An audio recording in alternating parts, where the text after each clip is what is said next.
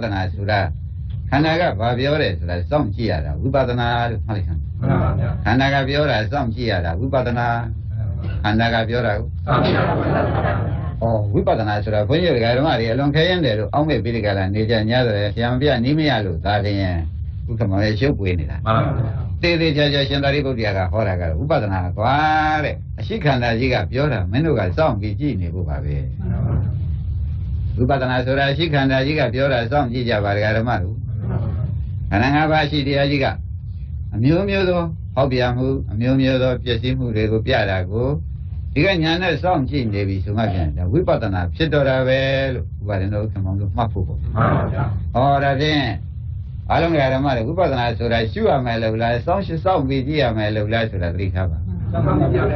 စောင့်ပြီးကြည့်ရမယ်လို့နော်ဓမ္မတွေဝိပဿနာဆိုတာဘာပါလိမ့်စောင့်ပြီးကြည့်ရမယ်လို့စောင့်ပြီးကြည့်နေတော့သူယူဘခန္ဓာကလည်းယုတ်တိတိယူပန်းဆိုတော့သူကဖောက်ပြန်တာခန္ဓာ၅ပါးကလည်းတို့ကျန်တဲ့ခန္ဓာတွေကလည်းဘာလို့ပန်နေမလို့ဆိုသူတို့လည်းအကုန်ပဲလောကနာပလုဒ္ဒနာထင်တာလောကောလို့ဆိုတော့ကြောင့်ခဏခဏပြက်လိုက်သူတို့နေတာပဲအဲ့တော့ဒါကိုဘုန်းကြီးတို့ဓမ္မတွေကစောင့်ပြီးဒီကလာထိုင်ဘုရားရှင်မထိုင်ကိုရတဲ့မှာပဲထိုင်မတိုင်းရင်ဘက်လည်းပဲနေချင်းသလိုနေပါဘုရားခင်ကိုရမေကြီးကဥပဒနာရှုတာဘယ်လိုနေရမယ်လို့မဆိုပါဘူးဘယ်နဲ့ကြောင့်ဘယ်လိုနေရမယ်လို့မဆိုဘူးလို့ဆိုရတယ်ဆိုတော့ဥက္ကမောင်တို့ကသတိထားမိပါလိမ့်မယ်နော်တရားနောမိတိပဇာနာတိဆိုတော့ဟိုအိတ်တာလည်းအိတ်ရရှုกว่าလို့ပြောမှန်ပါဗျာကိစ္စံတော်ကိစ္စမိတိပဇာနေအိုသွားတာလည်းသွားရင်ရှုရတာပဲမပြောဘူးလားဒါကြောင့်ဘုန်းကြီးတို့ဓမ္မတွေကဥပဒနာဆိုတာကအပမဝခင်တော့ထိုင်ကြတာပေါ့ဗျာနောက်အပဝလာတဲ့ခါကျတော့ဖြင့်အားလုံးဥပါလို့ဘာမှမလိုတော့ဘူးတွေ့တဲ့အချိန်ကသူကပြောတဲ့အချိန်ဥပဒနာချိန်ကြီးမှတ်လိုက်မှန်ပါဗျာရှင်းမလားရှင်းပါပြီခန္ဓာကပြောတဲ့အချိန်ဟာခန္ဓာဆိုတာကလည်းဓမ္မဘယ်ချိန်မပြောဘူးလို့ဘယ်တော့မှမယူနဲ့အမြဲတမ်းဖောက်ပြန်ပြည့်စည်တဲ့ခန္ဓာကြီးဖြစ်နေတော့သွားလည်းဖောက်ပြန်ထိုင်လည်းဖောက်ပြန်အိတ်လည်းဖောက်ပြန်စောင်းနေလည်းဖောက်ပြန်တာပဲသမင်းစားနေလည်းဖောက်ပြန်တာပဲဆေးလေးတောင်းနေလည်းဖောက်ပြန်ပြည့်စည်နေတာပဲကျိုးတာပဲ့တာလည်းဩဒါဖြင့်ဥပါရင်တို့သေသေးချာချာစဉ်းစားကြည့်တော့မှနိဗ္ဗာန်ဒီခန္ဓာကပြောတဲ့အချိန်ကြည့်တဲ့အချိန်မှာဉာဏ်သက်ရောက်ပြီးဒီကလာဒီကံတာမလို့ကျန်လို့ဆုံးတဲ့အချိန်မှာဖြင့်အိရင်ဆုံးတဲ့အိရင်နိဗ္ဗာန်ရတာပဲဒါဖြင့်ဓမ္မတို့ဥပဒနာဆိုတာပဲအဓိပ္ပာယ်ပါလိမ့်မလို့ဆိုတော့ယနေ့ရှင်းမလားရှင်းပါပြီစောင့်ကြည့်ရမယ်အဓိပ္ပာယ်သဘောပါကြဥပဒနာဆိုတာပဲလို့ကြည့်ရအဲ့ဒီလည်းစောင့်ကြည့်နေရပ်ပြီးဒီကလာလည်းစောင့်ကြည့်ကြည့်လိုက်ဝိုင်းရင်လည်းစောင့်ပြီးကြည့်ပါသူဘာလုပ်နေလဲသူဘယ်လိုဖောက်ပြန်နေတယ်ဆိုတာဥက္ကမောင်ကြည့်ပေးပါနော်ဟုတ်ပါဘူးဆိုတော့ကြည့်ပေးတော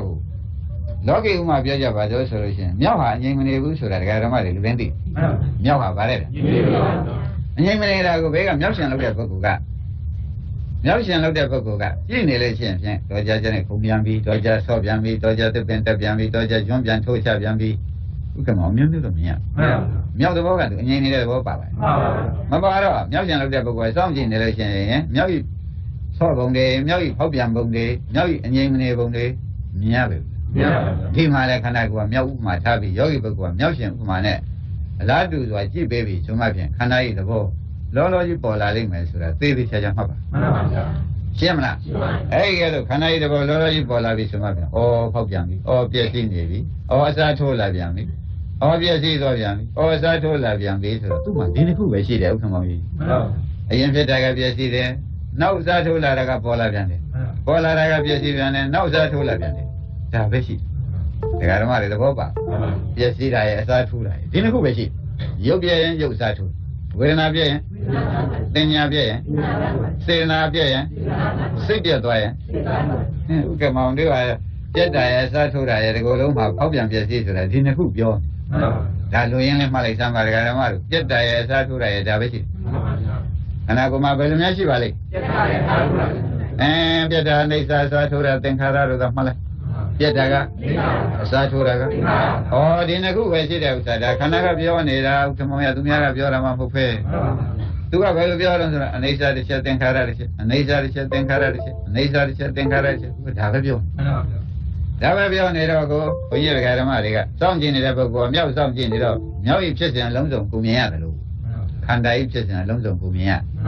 ခန္ဓာဤဖြစ်စဉ်လုံးစုံကိုမြင်ရတော့ကိုဓမ္မတို့သိတဲ့အတိုင်းခန္ဓာကသူပြည့်စဉ်ကအိဋ္ဌာနဲ့သင်္ခါရနဲ့သူပြည့်စဉ်ကဗါတဲ့အိဋ္ဌာဆိုတော့ပြည့်စည်သင်္ခါရဆိုတော့သူပြည့်တဲ့နေရာအစားထိုးတာသင်္ခါရ ပြည့်စည်သွားတာဒါဖြင့်အနိစ္စဝတ္တသင်္ခါရဆိုတာကြိုက်ဘုရားမကြိုက်ပလားပြည့်သွားတာကဘာခေါ်ကြမလဲစောင့်ကြည့်နော်အစားထိုးတာပဲနဲ့ခေါ်ကြဒါဖြင့်အနိစ္စဝတ္တသင်္ခါရလို့ဆိုတော့သင်္ခါရနဲ့အနိစ္စသာရှိပါလားဘယ်လိုယောက်ျားမင်းမပုဂ္ဂိုလ်တ attva ဆိုတာမပါဘူးဆိုတဲ့အဓိပ္ပာယ်ကဒီလိုစောင့်ကြည့်တဲ့ပုဂ္ဂိုလ်မှာတက္ကရာရိအထူးတောင်ဖြုတ်เสียမလို့တော့လို့သေးလားအဲ့ဒီမှာဘုဒ္ဓံပိဋကရဖိရဓမ္မတွေသွားတော့ကြောင့်ဥပဒနာဆိုတာဘယ်လိုများလောက်ရမှာပါလဲလုံးတက်လို့ပြန်ဆရာကောင်းသမားကောင်းလည်းမတွေ့သေးတော့ဝိပဿနာတော့ဘယ်လိုများရှုကြမှတ်ပိဋကလာဘယ်လိုများမှနိဗ္ဗာန်ရောက်ပါမလဲလို့ဆိုတော့ကိုယ်ဓမ္မတို့ခန္ဓာ၅ပါးမြောက်ဥပမာထားပါယောဂီပုဂ္ဂိုလ်ဉာဏ်ကမြောက်ရှင်ဥပမာထားပြီးမြောက်ပဲလို့ဖြစ်နေတယ်ဆိုတာသိလို့ရှိရင်ပြီးတာပါပဲသဘောပါကြအဲ့ဒါဝိပဿနာလုပ်ပါပဲဆိုတဲ့ဥစ္စာဂိုင်းမြောက်ကဘယ်လိုများပြရတုံးဆိုတော့ပြလိုက်အစားထိုးပြလိုက်ပြလိုက်ပြက်တာကဘာခေါ်ကြအစားထိုးတာကဒီလိုရင်ရုပ်ပြရုပ်စားထိုးဗျာနာမ်ပြရင်ဒါဖြင့်ဥက္ကမောင်ရပြက်တာကအိဋ္ဌာအစားထိုးတာကသင်္ခါရသဘောကျဒါဖြင့်အိဋ္ဌာနဲ့သင်္ခါရပဲရှိတယ်ဒကာဓမ္မခန္ဓာမှာပါရှိပါအိဋ္ဌာကဆိုတာလည်းငါဥစ္စာမဟုတ်ပါဘူးသင်္ခါရအစားထိုးတယ်ငါဥစ္စာမဟုတ်ပါဘူးမနေ့ကပြောတယ်အကြောင်းလေးပါးတွေကအစားထိုးအာယုံသွားတာတွေကအစားထိုးမှန်ပါပါရှင်းကြဒါကြောင့်ဒကာဓမ္မတို့ဥပဒနာဖြင့်အလွယ်နည်းနဲ့ရှင်သာရိပုတ္တရာဉာဏ်ကျဲတဲ့ပုဂ္ဂိုလ်ကသေသေးချာချာဟောတော့ကြောင့်ကာယမိမှန်သမတထာဒါသူကိုယ်ရင်ရွတ်တယ်နော်ဣမံကာယရင်ခန္ဓာ၅ပါးရှိကိုသမတထာမင်းတို့စောင့်ပြီးသုံးသပ်ကြကွာစောင့်ပြီးသုံးသပ်ကြည့်ပါလို့ပြောပြန်တယ်နော်ဣမံကာယမိမှန်သမတထာပရိဇာနာထဘုနာဘုံနာတဲ့ခဏမင်းတို့အဖန်ပန်လေးတော့ကြည့်ပြပါကွာဘာကြောင့်ဟောရပါလိမ့်မလို့ဆိုတော့မေဃသစ္စာကဥပါဒင်ဘာဝေတ္တပကိစ္စမှာသူဟောချတာမှန်ပါဗျာဣမံကာယဤခန္ဓာကိုယ်ခန္ဓာ၅ပါးယုံနာတရားကိုသမတထစောင့်ပြီးကြည့်စမ်းပါကွာဒီမှာဘာလို့ကြည့်ရစောင့်ကြည့်ရမယ်ဒကာဓမ္မတွေသတိထားစမ်းပါခန္ဓာကိုယ်ကြီးဘယ်လိုလုပ်ကြည့်ရမလဲစောင့်ကြည့်ပါတဲ့ပရိဇာနာထဘုနာဘုံနာဖန်တလဲလဲပရိဇာနာထစောင့်ကြည့်ပါကွာစောင့်ဆိုမှခဏလေးစောင့်ပြီးတော်ပြီးလို့မလုပ်ပါနဲ့သဘောကျလားဖန်ပန်လေးစောင့်ကြည့်ပေးစမ်းပါလို့ရှင်သာရိပုတ္တရာကဟောတယ်နော်အဲ့ဒီလိုဟောလိုက်တဲ့အခါကျတော့ကာယေသဘာဝံဝိရိတဝါနာခန္ဓာ၅ပါးရဲ့သဘောကြီးမင်းတို့သိလာပါလိမ့်မယ်ကွာမသိဘူးဘယ်လိုသိလာမလဲဆိုတော့ပြက်တာရဲ့အစားထိုးတာဒါပဲရှိတယ်ကိုလို့သိလာလိမ့်မယ်ပြက်တာရဲ့ဒါပဲရှိတယ်ကိုယ်သဘောခန္ဓာသဘောကဒါပဲရှိတယ်ဆိုတာခန္ဓာကပြောလာတာဘယ်သူကပြောပါလဲခန္ဓာကပြောတော့ကိုခန္ဓာကဘယ်ခန္ဓာကပြောသလုံးလို့မေးတဲ့အခါကျတော့ဦးယူပဲခန္ဓာကပြောမှာပဲဝေဒနာခန္ဓာဟိုမပြောတာတခုမှမပါဘူးသဘောကျလားခန္ဓာကလည်းပြောမှာဒီခန္ဓာပြန်လိုက်လို့အာရဏလောက်တယ်အာရဏကပြောတယ်ဆိုရမှာသဘောကျဒီခန္ဓာတွေကဓာလေးပါခွဲလိုက်လို့ရှင်ဓာလေးပါပြောတယ်ဆိုရမှာဘာဒီလိုလည်းမခွဲချင်ပါဘူးဗျာအိဋ္ဌာနဲ့သင်္ခါရရှိတာနဲ့တပိတော့ပြန်ဝေဒနာတော့မှဘူးသင်ညာတော့မှတော့ဘူးပြတ်တာလေးအစားထိုးတာလေးဒါလေးတင်ကြည့်နေမယ်ဆိုလဲဘုကမောင်ပြပြန်တာမှန်ပါဗျာကဲတော့မှဒီကြည်ရှင်နဲ့သဘောကျအောင်ပြောနေတယ်နော်ကာယေတဘာဝံဝိရိတဝါနာကာယေခန္ဓာ၅ပါးဆိုတဲ့ကာယတရား၌ဝိရိတဝါနာအမှန်ကြီးသိသိရှိတော်ဒုက္ခတဒုက္ခဤအန္တန်ဆုံးကိုကရိတ္တိမင်းတို့ရောက်ပါလိမ့်မယ်ဘုရားနိဗ္ဗာန်ရောက်မယ်ဟာဟုတ်ကဲ့မမြန်ကျဲတဲ့ပုဂ္ဂိုလ်နော်ခန္ဓာသဘောသိနိဗ္ဗာန်ရောက်မယ်သူတို့ပဲဟောလိုက်ဒကာဓမ္မတွေဘယ်လိုများဟောပါလဲခန္ဓာသဘောသိရင်နိဗ္ဗာန်ရောက်မယ်ဩဘုန်းကြီးဒကာဓမ္မတွေကဘယ်လိုကြောင့်ဒုက္ခကတိငြိမ်းတဲ့နိဗ္ဗာန်ကြီးမရောက်ကြပါလိမ့်မလို့ဆိုတော့ကိုယ်ခန္ဓာအကြောင်းကိုကိုမသိကြဘူးဘယ်နဲ့ကြောင့်မရောက်ကြပါလိမ့်ဘာသိမလဲတဲ့ဘုန်းကြီးတို့ဒကာဓမ္မတွေကကိုယ်ခန္ဓာအကြောင်းကိုမသိဘူးတဲ့သိပြန်တော့လေသမာဓိဋ္ဌိနဲ့ကမသိမိစ္ဆာဒိဋ္ဌိနဲ့သိနေတယ်သမာဓိဋ္ဌိနဲ့ကမိစ္ဆာဒိဋ္ဌိနဲ့ကြတယ်ငါကောင်ငါဖြစ်နေတော့သိနေပြန်တယ်ငါကောင်ငါမဟုတ်ဘူးဆိုတဲ့အသိမျိုးကြတော့မသိပါဘူးဩဒါဖြင့်ဒကာဓမ္မတို့စောင့်လည်းမကြည့်အသိကလည်းလွဲပြန်မရှိတာသိပြီးဒီကလာနေပြန်တော့ဒါကြောင့်တန်ត្រာရှိတကိုဆိုတဲ့ဥစ္စာဖြင့်ပေါ်လာပြန်တယ်ပေါ်လာဘူးလားကြာကြသတိထားနားထောင်ကြပါဒကာဓမ္မတို့တရားမများသေးပါဘူးဒီခန္ဓာကြီးကိုစောင့်ကြည့်လို့ရှိရင်ခန္ဓာကပြောပါလိမ့်မယ်ပြောရင်ခင်ဗျားတို့ကအနိစ္စနဲ့သင်္ခါရအကြီးပဲသူပြောလိမ့်မယ်ခန္ဓာကဘယ်လိုပြောမလဲခန္ဓာကဒါပဲပြောကြရှိတယ်ဝေဒနာပေါ်လာတယ်ဆိုဝေဒနာကဝေဒနာပါလို့သူမပြောတော့ဘူးပထမတော့ဝေဒနာပဲနောက်ကြတော့သူဒီပြည့်စည်သွားပါပြီနောက်တစ်ခါစားထိုးလာပြန်တော့အော်တော့ဝေဒနာတစ်မျိုးပေါ်လာပြန်တာဒါဖြင့်ဝေဒနာပြက်ဝေဒနာစားထိုးတာကိုမြောင်ကြည့်စိတ်ပြက်ပြီးစိတ်စားထိုးတာကိုရုပ်ပြက်ပြီးရုပ်စားထိုးတာမြောင်ကြည့်လိုက်တဲ့အခါကျတော့ကာယေတဘာဝံဝိရိတဝါနာကာယေကိုယ်သဘော၌တဘာကာယေတဘာဝံကိုယ်ဤသဘောဝါကိုရှိကိုယ်၌ရှိတဲ့သဘောတွေဝိရိတဝါနာအိဋ္ဌာနဲ့သင်္ခါရသာရှိတယ်လို့သိခြင်းကြောင့် ဒုက္ခသဒုက္ခဤအန္တန်အဆုံးဖြစ်တဲ့နိဗ္ဗာန်ကရိတ္တိတစ္ဆိကရိတ္တိမင်းတို့သေသေးချာချာမြင်ပါလိမ့်မယ်ကွာသူ့သဘောသာသိရင်နိဗ္ဗာန်သိတော့မယ်သူ့သဘောသိရင်အဲ့ဒါသူကတော့ဉာဏ်ကျဲတဲ့ပုဂ္ဂိုလ်မဟုတ်ဘူးကလည်းခိုင်ကျင်းဟောလိုက်နော်တို့တော့ကျွတ်တို့ကဒီထဲမှာဉာဏ်လေးနည်းနည်းထဲမှာသူ့သဘောသိတော့မုန်းနေမယ်မုန်းတဲ့အခါကျတော့မလို့ခြင်းတဲ့ဉာဏ်လာလိမ့်မယ်ဒီကောင်တရားရလာဒီလိုလာမှသာရင်ဆုံးသွားမှာမလားခိုင်းဒါဖြင့်ဓမ္မတွေဒီနေ့ဥပဒနာရှုနည်းကိုခန္ဓာ၅ပါးကိုဘယ်ဟာရလို့မဟုတ်ဘူးစောင်းတာကြည့်နေပြီပေါ်ရာကိုသာလိုက်လိုက်ပါတော့ရရင်ရတဲ့နေရာလိုက်ပါဗျာရတဲ့နေရာမှာအော်ဒါတွေကအခုမှပေါ်လာတာပဲဟောပျောက်သွားပြန်ပြီအခုမှပေါ်လာသည်ဓမ္မသင်္ခါရပျောက်သွားတာသည်အခုပေါ်လာပြန်တယ်ပျောက်သွားပြန်တယ်ကျင်းတ်စောင့်ကျင်ဉာဏ်တစ်ခုမှတော့ဗာလဲအားလုံးဓမ္မတို့ဘာမှတွေ့ကြမရှိပါဘူးဒီတစ်ခုပဲတွေ့ကျင်းတ်ဗလားကမောင်တယ်အမှန်စိတ်နော်တကယ်ကိုဓမ္မတို့ဥပဒနာတွေထဲမရှိတတ်ဘူးဆိုတော့ဘုန်းကြီးတို့ဓမ္မတွေကိုမရှိအောင်လို့တခါတော့ဘုရားရှင်မှာတိုင်နေအဲ့ရမှာပဲထိုင်ရင်တဲ့နေရာမှာတိုင်ရောက်ချင်တဲ့နေရာမှာရပ်ပြီးခန္ဓာကိုယ်ရဲ့သဘောကိုသာစောင့်ကြည့်စောင့်ကြည့်နေလို့ရှင်ပြက်ပြီးလို့လည်းပြောအစားထိုးပြန်ပြီလို့ပြက်ပြီးလို့လည်းအစားထိုးတယ်လို့ဘုရားပြောဘယ်နဲ့ကြောင့်ဒီခန္ဓာကြီးကခင်ဗျားတို့ပြောမှန်းသိပါလိမ့်မလို့ဆိုစောင့်ကြည့်နေလို့သဘောကျစောင့်ကြည့်နေတဲ့အတွက်ဓမ္မတွေပြောလိုက်တော့ဩဒီဓမ္မတွေကခန္ဓာကပြောလို့ရှိရင်ဖြင့်ဩသူများပြောမဟုတ်ဘူးဟဲ့ဆိုပြီးကလာအနိစ္စနဲ့သင်္ခါရသာရှိတယ်ကွယောက်ျားမိန်းမရှာမတွေ့ဘူးကွဆိုတဲ့ဒိဋ္ဌိကလည်းခန္ဓာကပြောတော့ပြုတ်ထွက်သွားခန္ဓာကပြောတော့ဘယ်နဲ့ပြုတ်ထွက်အားလုံးဓမ္မတွေခန္ဓာကပြောလိုက်တော့မပြုတ်ပါနဲ့ဆိုလို့မရပါဘူးတဲ့ဘယ်နဲ့များဖြစ်နေပါလိမ့်မလို့လဲဝိจิကိစ္စလည်းမလာဘူးပြည့်ရင်အစားထိုးတာရှိမှာပဲသဘောကျပြည့်ရင်အစားထိုးတာပဲရှိနေတော့ဓမ္မတို့ပြက်တာကလည်းအနေစာအစားထိုးတာကသင်္ခါရသဘောကျအဲ့ဒီအစားထိုးတာလေးပြက်သွားပြန်တော့အနိစ္စပဲရောက်သွားပြန်ရောဆိုတော့ဓမ္မတို့နောက်အစားထိုးပြန်တာလေးကဘာခေါ်ကြအဲ့ဒီသင်္ခါရလေးကနောက်ဘယ်လမ်းဆုံးပြန်အဲ့ဒီအနိစ္စကိုဓမ္မတွေကညာနဲ့လျှောက်ကြည့်ပြီးအစားထိုးတာကြည့်လိုက်ပြက်ဆုံးသွားတာအနိစ္စကြည့်လိုက်ထိုးခဲ့လို့ကြည့်တဲ့အခါကျတော့အဲ့ဒီဟာနောက်ဆုံးပိတ်ဒီအနိစ္စဟာအခုဒီတစ်ပတ်ဆုံးသွားပြီနောက်အနိစ္စကိုရှာမတွေ့တော့ဘူးဆိုတော့ဆိုရောက်လိမ့်အခုအနိစ္စတွေ့နေတယ်ပြက်သွားတာဘာခေါ်ကြနောက်ကြတော့အစားထိုးကလည်းမလားဥပါဒင်ကြီးပြက်တာကရောအဲ့ဒီကဲတော့အစားထိုးတာလည်းမလားပြက်တာလည်းမလားတော့ဘူးတေတံဥပါဒမောသူခေါ်ဖြစ်သွားတေတံတို့အစားထိုးသောတရားတွေဝါပြက်တဲ့သောတရားတွေဥပါဒမောနှစ်ခုမရှိခြင်းသည်သူခေါ်နိဗ္ဗာန်ပဲကွာခန္ဓာကိုယ်ဆောင်ကြည့်တယ်နဲ့ပေါ်လာခန္ဓာကိုယ်ဆောင်ကြည့်လာတယ်ဘာပေါ်လာဥက္ကမောပေါ်လာစောင့်မကြည့်တဲ့ပုဂ္ဂိုလ်မှာဖြင့်ဒီနှစ်ခုကိုမတွေ့တော့ကြောင့်ဒီနှစ်ခုအဆုံးဘယ်နည်းနဲ့မှရှာမတွေ့ဒီနှစ်ခုတွေ့ရင်ဖြင့်ဒီနှစ်ခုအဆုံးတွေ့မှာပဲဓမ္မတော့နှစ်ခုရှိတာကိုနှစ်ခုမှမတွေ့တဲ့ပုဂ္ဂိုလ်အစလည်းမတွေ့ဘူးဆုံးလည်းမတွေ့ဘူးနှစ်ခုရှိတာကိုနှစ်ခုတွေ့တဲ့ပုဂ္ဂိုလ်ဒီအစလည်းတွေ့မယ်အဆုံးတွေ့မယ်ဆိုတာသဘောကျဒါဖြင့်ခန္ဓာကိုယ်ထဲမှာတကယ်ရှိတာကဖြင့်ဘယ်နှစ်ခုတည်းရှိပါလိမ့်သင်္ခါရနဲ့အနိစ္စပဲရှိပါလိမ့်ဓမ္မအဲ့ဒီသင်္ခါရနဲ့အနိစ္စကိုဓမ္မတွေကလိုက်နိုင်လောက်လိုက်ကြလိမ့်တော့သင်္ခါရတွေ့ကြည့်တစ်ချက်အနိစ္စတွေ့ကြည့်တစ်ချက်ဥက္ကမတို့လိုက်ပါများတော့လေဒီနှစ်ခုကိုပဲဗျာတပည့်တော်ဖြင့်လိုက်ရတာလည်းနည်းနည်းကြာတာနဲ့ဒီနှစ်ခုကိုသင်္ခါရလည်းမတွေ့တော့ဘူးဗျအနိစ္စလည်းမတွေ့တော့ဘူးဗျဆိုတော့ခန္ဓာရှိတာကအနိစ္စနဲ့သင်္ခါရရှိတာခန္ဓာမရှိတာသူတွေ့သွားပြီခန္ဓာမရှိတာဘာခေါ်ကြနိဗ္ဗာန်ဆိုတာဓမ္မတို့ကအစဆုံးမလိုက်လို့ခင်ဗျားတို့လမ်းလွဲနေကြတာကိုတကယ်တမ်းဆိုလို့ရှိရင်အနိစ္စနဲ့သင်္ခါရသာရှိတယ်ဥစ္စာအနိစ္စသင်္ခါရဆုံးအောင်လိုက်လိုက်မယ်အနိစ္စသင်္ခါရကိုမုန်းအနိစ္စသင်္ခါရကိုမလို့ခြင်းဖြင့်အနိစ္စသင်္ခါရချုပ်ပါမယ်မှန်ပါပါဒါဖြင့်အနိစ္စနဲ့သင်္ခါရချုပ်သွားတော့နိဗ္ဗာန်ဒီကားလို့ရှိရင်နိစ္စနိဗ္ဗာန်လို့လည်းဆိုပါသင်္ခါရချုပ်သွားတော့ကြောင့်အသင်္ကတနိဗ္ဗာန်လို့လည်းဆိုလိုက်မှန်ပါပါဒီနှလုံးကိုသိချမှတ်ပါအနိစ္စချုပ်သွားရင်သင်္ကတချုပ်သွားရင်သင်္ကတမလာရင်အသင်္ကတနိဗ္ဗာန်ဖြစ်သွားဒါဖြင့်အသင်္ကတနိစ္စနိဗ္ဗာန်ကိုခင်ဗျားတို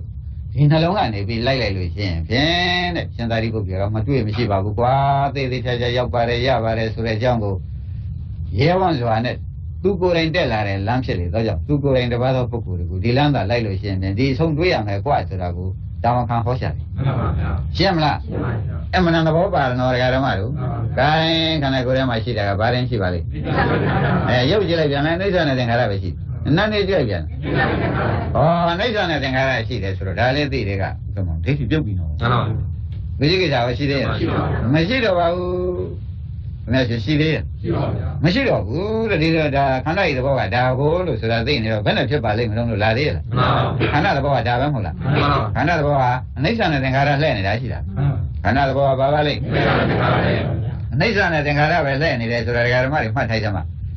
ဒီအနိစ္စနဲ့သင်္ခါရကိုထပ်ပြန်တလဲလဲပြောတာဒီကရုဏာဘုလို့အောင်းမိကြပါဝေဒနာပြည့်ရင်ဝေဒနာစားထုတ်ပြတ္တာအိဋ္ဌာစားထုတ်တာသင်္ခါရသင်ညာပြည့်ရင်ပြတ္တာကအစားထုတ်တာစိတ်ပြည့်ရင်ပြတ္တာကအစားထုတ်တာကကဲဒကာရမတို့ခန္ဓာကိုယ်နဲ့ဒီနှစ်ခုတည်းမှားတော့ဘာမှမရှိဘူးလေပြတ္တာရဲ့အစားထုတ်တာရဲ့ဒါပဲရှိတယ်တပည့်ကြဩဒါပြန်ခန္ဓာကြီးပြိဿသမုပ္ပါကပြလိုက်စားထုတ်လိုက်ပြလိုက်စားထုတ်လိုက်ပြလိုက်စားထုတ်လိုက်မိကုံမဆုံးပေါ့ဗျာအဲ့တော့ဘယ်နဲ့ကြောင့်သူမိကုံမဆုံးခန္ဓာကြီးဖြစ်နေပါလိမ့်မလို့ဆိုတာဟိုးဒကာရမတွေက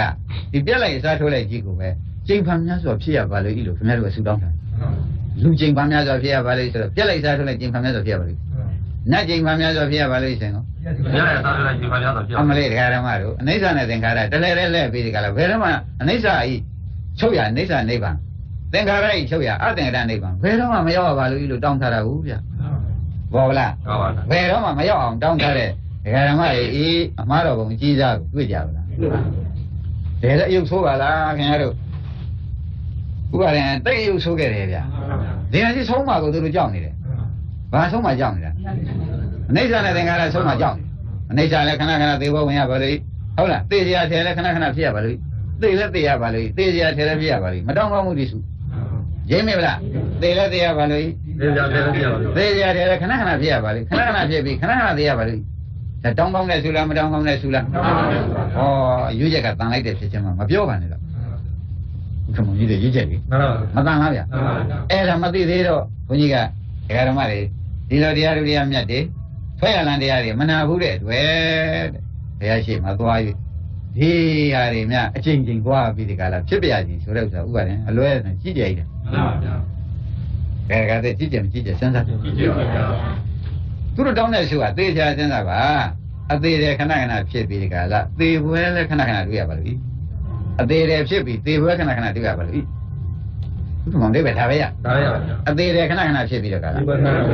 ာသေပွဲခဏခဏတွေ့ရပါလို့အမေအချိန်မဆိုင်ရင်ဘူးခင်ဗျားတို့ကခဏခဏမသာဖြစ်နေတဲ့အိဗယ်မျိုးပါတယ်မပါဘူးလား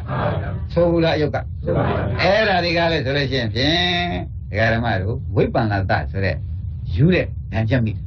ိကိလေသာယူလိုက်တာဥက္ကမောဒါတွေဆူတောင်းချလိုက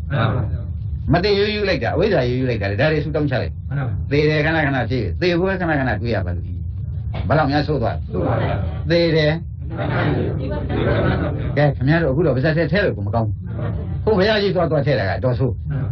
မဆိုးပါဘူးလားအဲ့တော့ဒီကြအခုခန္ဓာကိုသုံးသပ်ကြည့်ပါဆိုလို့သုံးသပ်တော့မှဒီသေပွဲနဲ့သေတယ်ဟာခဏခဏဆက်လက်နေတယ်ဆိုတာဘောလားမဘောလားဘူးလာ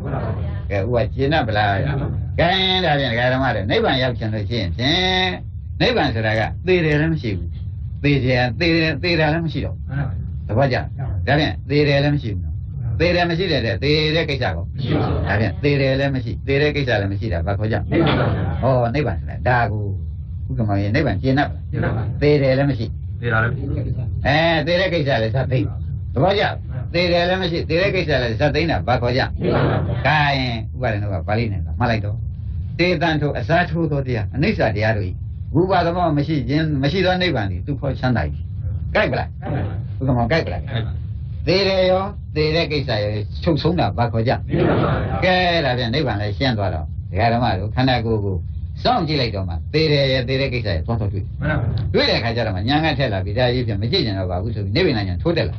ထိုးတက်ပြီးဒီကလာဒီဟာကြီးနဲ့ပြန်နေလည်းမနေချင်ဘူးလိုလည်းမလိုချင်တော့ဘူးဆိုတော့မညာတခါတဲ့မဂ်ခင်၈ပါးအပြည့်စုံတက်လာလို့ရှိရင်ဖြားဆိုပြီးသေတယ်ရသေတဲ့ကိစ္စရုပ်သိမ့်သွားအဲ့ဒီမှာယောဂီပုဂ္ဂိုလ်ကကျွတ်ဖတ်လော့ဖတ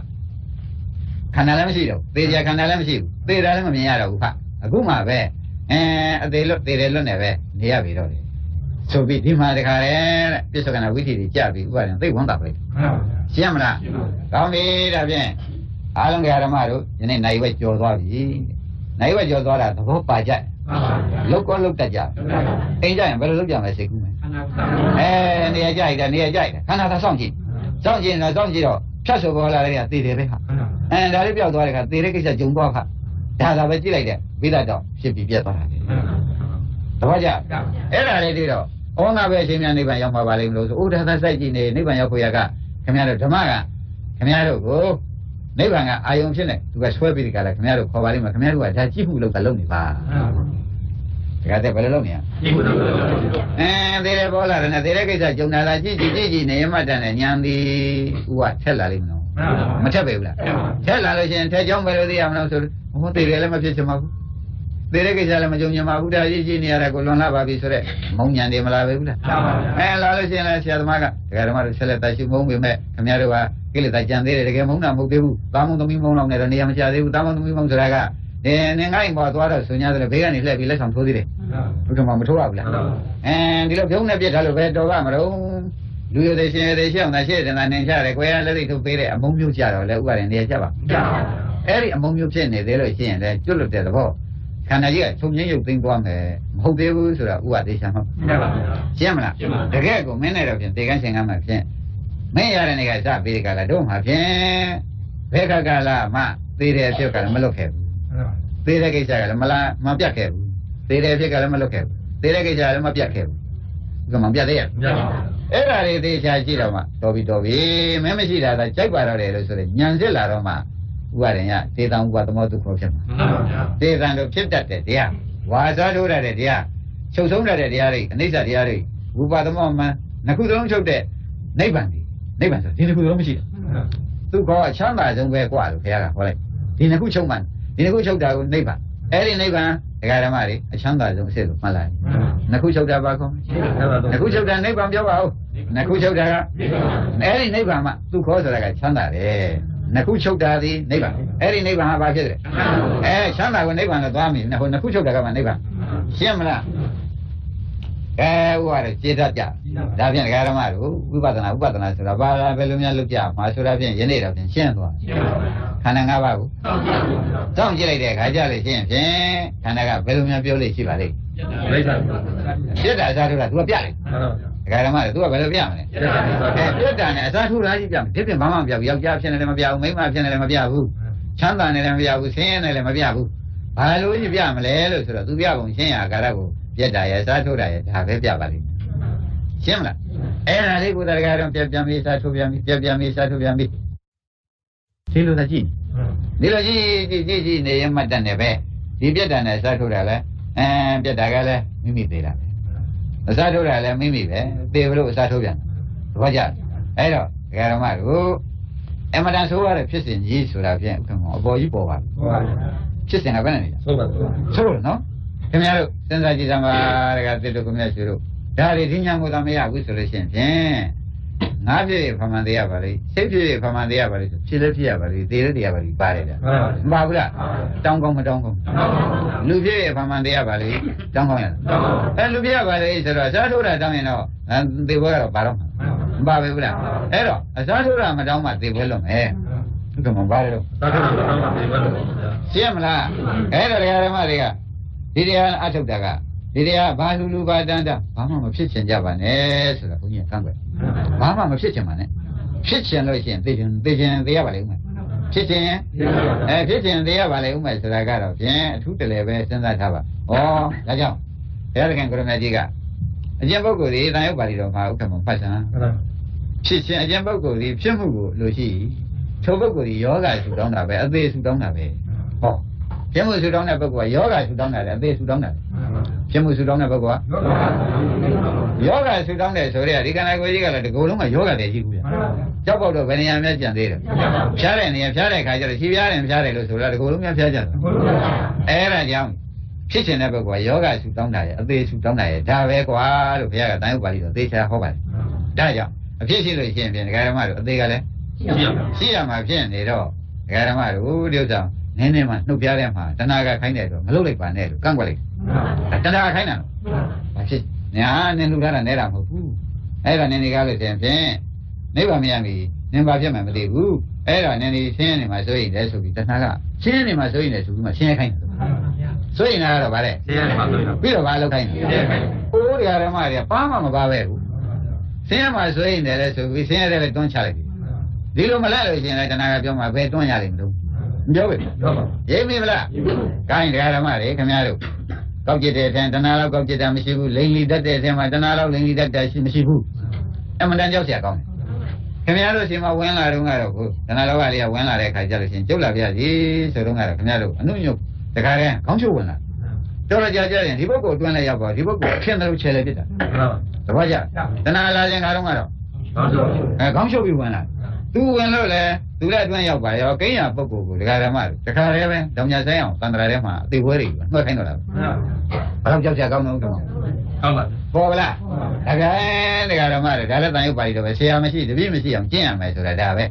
သူကပထမတော့လာတော့ကတပည့်ဖြစ်နေလာတယ်တော့ကြဆရာတို့ပြီးစီမံသွားတာတပည့်ကြလာတော့ကတော့တပည့်ဖြစ်နေလာခဲ့တယ်အတွင်းနေပြကြီးကကျတော့ဝင်နေပြကြီးလို့သူကငကောကိန်းနေတာမဟုတ်ပဲကိုဗျကျောင်းတဲ့ချိန်မှာဖြတ်ခနဲ့ပေါ်လာတာအဲ့ဒါငကောကတော့လာပြကြီးပေါ့ဗျာနောက်ရောက်တင်တဲ့တွင်နေတယ်အဆိုးကြီးစီမံတော့ရောက်တင်တဲ့တွင်နေတယ်အဲ့ဒါခင်ဗျားတို့ကလည်းဒါလေးမှမရှိရင်မခက်ဘူးလားဆိုတာမျိုးကလည်းတော်တော်သုံးကျင်ကြတယ်နော်ဒီကိစ္စမှာဒီလောကလေးနဲ့ဒီလိုလေးပြောလိုက်လို့ဒီလိုလေးရောက်လိုက်ပြီလို့ဒီလိုလေးဝယ်လိုက်ပြီလို့ဒီလိုလေးစားနေရတာပေါ့အမလေးစားတဲ့ဒုက္ခကို तू ပေးတာလို့မသိဘူးတပည့်ကြစားတဲ့ဒုက္ခ तू ပေးတယ်လို့သိရလားဒီထဲမှာ तू ခိုင်းနေလို့အိုချင်းစိုးကြီးတိုးလာတာလည်းမသိအောင်ဖုံးပလိုက်သေကန်ကြီးဖြစ်တာလည်းမသိအောင်ဖုံးပလိုက်ဒါကြောင့်နဲ့ကျေးဇူးခံစားရတယ်ဒါကြောင့်နဲ့ကျေးဇူးခံစားရတယ်ဒီပြန်အိုချင်းစိုးသေချင်းစိုးကကတ်နေပြီ तू ကကျေးဇူးခံစားရတယ်ပြောတော့ကြည့်သေးရိပ်မိလားဘလောက်အယုတ်ဆိုအကြီးတန်ပေးကြတာခင်ဗျားတို့ကိုနိုင်ကျကောင်းတယ်ဆိုတာဖြင့်ဥပဒေရိပ်မိတော့ရှင်းမလားကောင်းပြီဒါဖြင့်ဥပဒနာရှုရကြပါလားဟောဥပဒနာရှုဆိုတာဒကာဓမ္မတို့ခန္ဓာကိုယ်စောင့်ကြည့်ရလို့ပါလားစောင့်ကြည့်ပါတွေ့မယ်ထင်ကြအစားထိုးတာရဲ့ပြက်တာရဲ့တွေ့ပြောပြမိမများတွေ့ဖို့မတွေ့ဘူးအစားထိုးတာနဲ့ပြက်တာပဲဒါဖြင့်အစားထိုးရတဲ့တရားကလည်းဘယ်နဲ့ကြောင့်အစားထိုးတာတုံးလို့မေးလို့ရှိရင်ပြက်ဖွယ်အစားထိုးဒကာဓမ္မတွေကိုပြောင်းရွှေ့တဲ့စဉ်းတာပြောင်းရွှေ့လေးရှိတိုးလာတာအပြတ်ခံញလို့ပဲဘုကမပါတော့အပြတ်ခံញလို့ပဲပြောင်းရွှေ့ကနောက်ကနေတွန်းပြီးဒီကလေးဆက်ကတွန်းပြီးဖြစ်စေလူကထိုးသွင်းတယ်ဖြစ်စေဥပါရင်ဒါဘာဖြစ်ချင်လို့ပါလိမ့်မယ်တေတုံးကြီးဝင်ကြီးဆက်ကနေတွန်းလိုက်တော့တေတုံးကြီးရှေ့တိုးလာတာလွှတ်ပြခံញလို့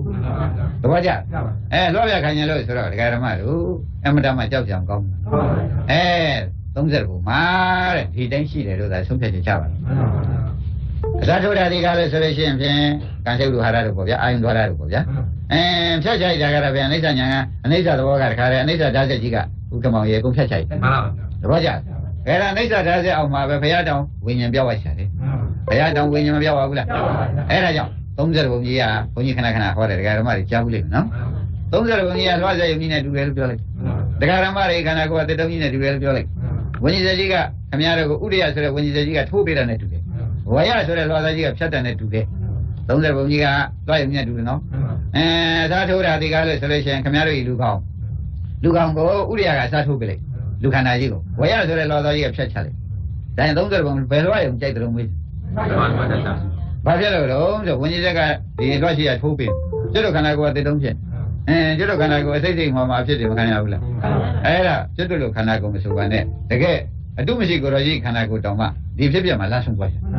်ဒီလွှတ်30ဘုံလူပြေလွှတ်ရုံကြီးထဲမှာကိုရမကြီးအပိုင်းပြပြီးဓာတ်တော်မူတော်တွေဖြစ်ရမဖြစ်ရဘူးလာ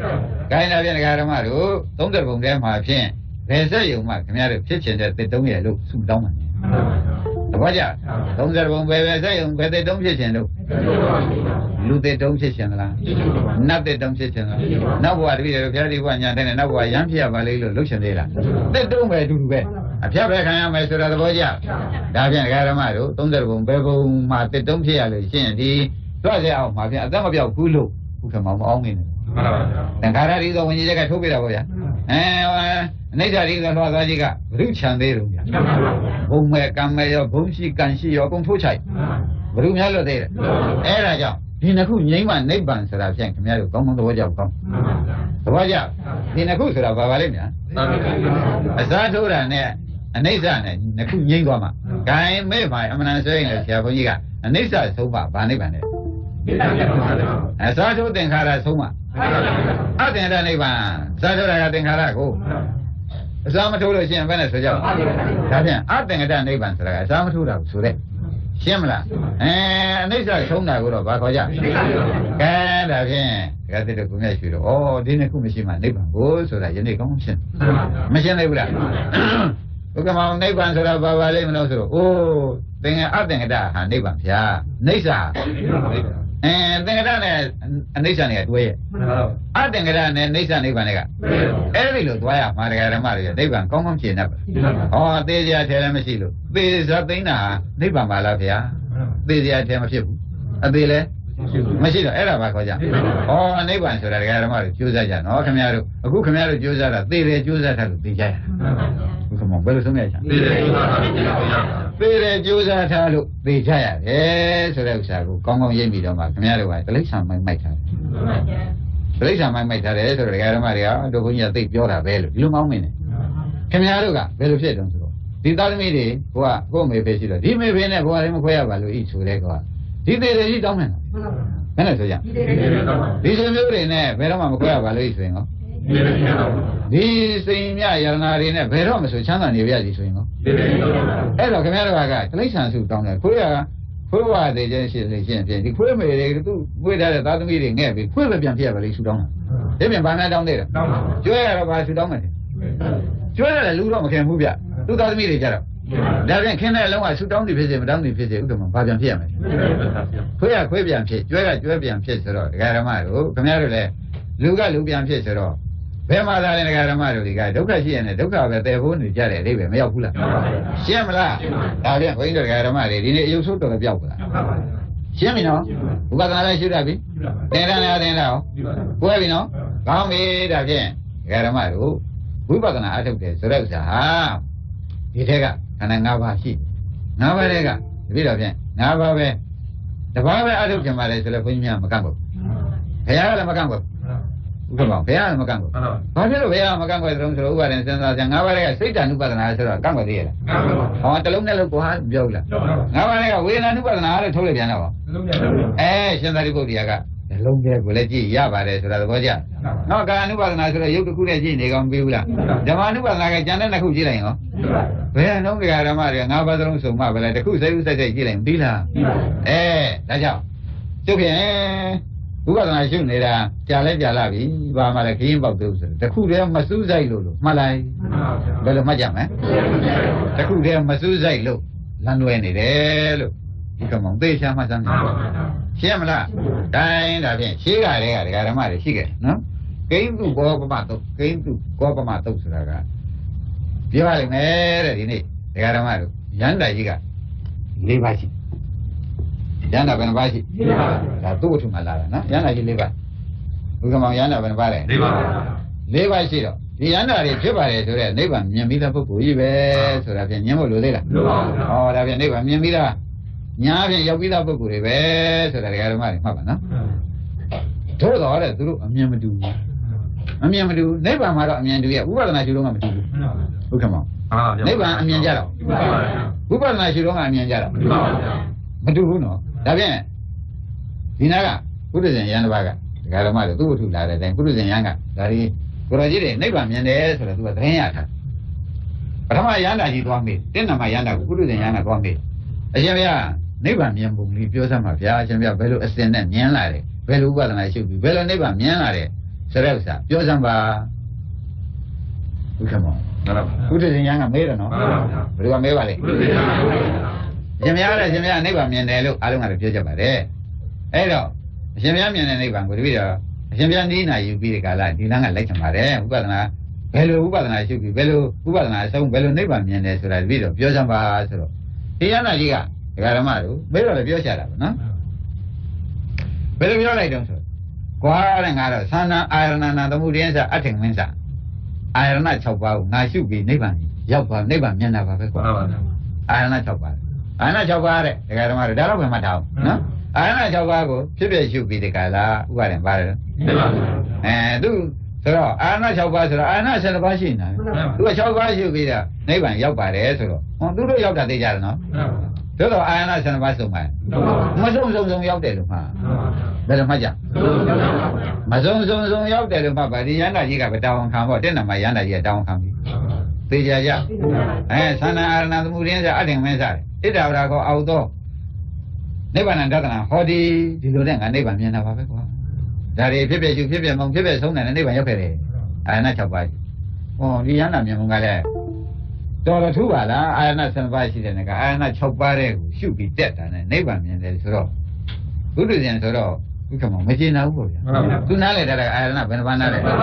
12ပါးနားလေထားတော့12ပါးလည်းသူရှုတာမဟုတ်ဘဲနဲ့6ပါးဒီ6ပါးမြင်ပြီးကာလဒီကနေရှုပွားပြီးတက်သွားတာနဲ့နိဗ္ဗာန်ရောက်တယ်ဆိုတော့သူစိတ်ထဲတော့သူရောက်နာဝါနဲ့ဆိုသူငယ်မှတ်ကဖြုတ်လို့မရပဲဥပါတယ်ဘာဖြုတ်လို့မရခင်ဗျားလည်းငယ်မှတ်ကနှိမ့်ဆက်နေမှကြောက်ရသေးတယ်ဒီနေ့ကစငယ်မှတ်တွေဖြုတ်ကူဆရာဘုန်းကြီးပြောတာနဲ့ဘုရားဟောတာသာယုံပြီတော့ငယ်မှတ်တွေအကုန်ဖြုတ်အခုဒီဘုဒ္ဓဇင်ယံကကျေနပ်သလားတဲ့ပရမယန္တာကြီးဖြေတာကိုမကျေနပ်ပါဘူးတဲ့မကျေနပ်တော့ဟောသူဇာယနာ7ပါးရှိတယ်နဲ့ကဲ6ပါးနဲ့6ပါးရှုပြီးဒီကလာမြင်တော့အဲဒီ6ပါးဆုံးသွားပြီနိဗ္ဗာန်ရောက်ခဲ့တယ်ဆိုတော့ဩဒီလိုနဲ့လဲသူ့စိတ်ထဲမှာတော့ဘုဒ္ဓဇင်ယံကဥက္ကမောမကျေနပ်ဘူးဗျာမကျေနပ်တာနဲ့အရှင်ဘုရားလို့နိဗ္ဗာန်မြင်တဲ့ပုဂ္ဂိုလ်များရှိသေးလားဗျာဟာရှိတယ်ကွာဆိုပြီးဒုတိယယန္တာကြီးညွှန်ကြားလိုက်ဒုတိယယန္တာကြီးဘုဒ္ဓဇင်ယံရောက်အရှင်ဘုရားနိဗ္ဗာန်မြင်တဲ့အလုပ်ကလေးကဗျာဘယ်ကနေဥပဒနာစတက်ပြီးဒီကလာဘယ်လိုနိဗ္ဗာန်မြင်အောင်ကြိုးစားပါမလဲပြီးတော့လေအမှန်တမြင်မြင်ပါလေဗျာနိဗ္ဗာန်ရောက်ရောက်ချင်ပါလေရရချင်ပါ